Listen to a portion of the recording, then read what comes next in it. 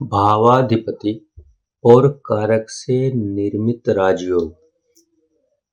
अब देखिए, एक सूत्र है जो कभी असफल नहीं हो सकता।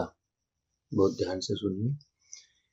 ये सूत्र ऐसा है कि किसी भी भाव का अधिपति और उस भाव का कारक यदि किसी भी भाव में एक साथ बैठ जाए, फिर से रिपीट कर रहे हैं, किसी भी भाव का स्वामी और उस भाव का कारक 12 भावों में से कहीं भी किसी भी भाव में एक साथ बैठ जाए तो वह बहुत अच्छा रिजल्ट देता है, राजयोग के समान फल देता है।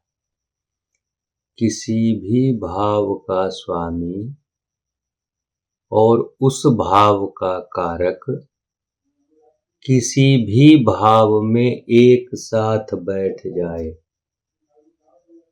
तो वह राजयोग के समान फल देता है। अब जैसे इस पत्रिका में देखिए, सिंह लग्न की पत्रिका है। तृतीय भाव का स्वामी शुक्र और तृतीय भाव का कारक मंगल, ये दोनों ही एक साथ बैठा हुआ है। और साथ ही साथ इस भाव के स्वामी की जो दूसरी राशि है, जो दूसरी राशि का जो भाव है, उस भाव का भी अच्छा रिजल्ट देगा। यानी किसी भी भाव का अधिपति और उस भाव का कारक यदि किसी भी भाव में एक साथ बैठ जाए तो वह उस भाव का बहुत अच्छा रिजल्ट देता है। साथ ही साथ उस भाव का स्वामी यदि किसी दूसरे भाव का भी स्वामी है तो उस भाव का भी वह अच्छा रिजल्ट देता है।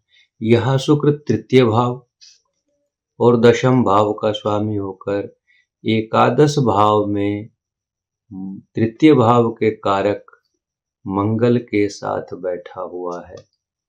इस जातक के लिए ये योग राजयोग के बराबर है, बहुत अच्छा फल देता है। दोनों ही भाव, ये भाव और ये भाव, इस भाव से पराक्रम देखते हैं और ये भाव दशम भाव से ये कर्म भाव। कर्म भाव तो क्या, ये कर्तव्य का भाव है। ये शब्द ज्यादा ही इसके लिए सुटेबल है। दशम भाव कर्म भाव नहीं, कर्तव्य का भाव है।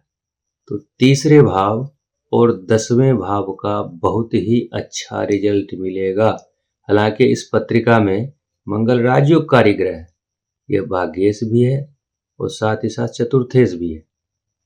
लेकिन किसी भी पत्रिका में अगर ऐसा योग बनता हो तो वह राजयोग के समान फलदायी होता है। ये अकाट्य सूत्र है ज्योतिष का, ये आप लोग प्रयोग में लाइए।